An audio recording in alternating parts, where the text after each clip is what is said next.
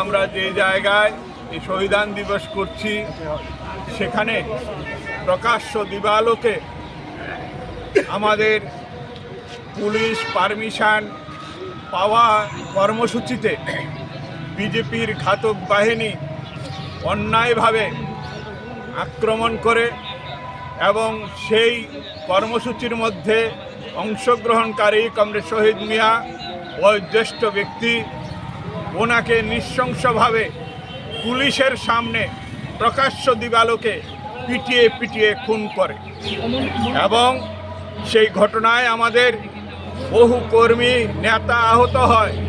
আমার সঙ্গে আছে কমরেড সিদ্দিক মিয়া, উনি সেই ঘটনায় ভীষণভাবে আক্রান্ত হয়েছিলেন এবং তার বাক রুদ্ধ হয়ে গিয়েছিল, এখনও বাকশক্তি পুরো ফিরে পায়নি। তেমনিভাবে আমাদের পার্টির সম্পাদক মণ্ডলীর সদস্য কমরেড প্রদেশ রায় সহ প্রায় কমপক্ষে 15 জন যারা উন্নত চিকিৎসার জন্য পরবর্তী সময়ে দীর্ঘকাল জিবি হাসপাতালে থেকে চিকিৎসিত হতে হয়েছে। অনেকে প্রাণ আবার ফিরে পেয়েছে। কিন্তু আমরা বলতে চাই, আজকের দিনে কমরেড শহীদ মিয়াকে খুন করে দিয়ে চরিলাম বা বিশালগড় বিভাগ বা ত্রিপুরা রাজ্যে বাম গণতান্ত্রিক আন্দোলনকে স্তব্ধ করা যায়নি। আর যায়নি বলেই কমরেড শহীদ মিয়াকে খুন করার পর গত বছর তার পাড়ায় আমরা এই শহীদান দিবস করেছিলাম। আজকে এই বদ্ধ ভূমিতে দাঁড়িয়ে আবার আমরা শহীদ মিয়ার এই শহীদান দিবস কর্মসূচি পালন করছি।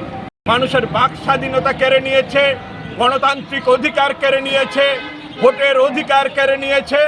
এখন এরা মানুষের সামনে আর দাঁড়ানোর মতো কোনো ক্ষমতা নেই। তার জন্য সন্ত্রাসকে একমাত্র পাথেয় করে তারা গণতন্ত্রের টুটি টিপে হত্যা করে এই রাজ্যে কায়েম করার জন্য, তাদের শাসন ব্যবস্থা চালু রাখার জন্য তারা চেষ্টা করছে।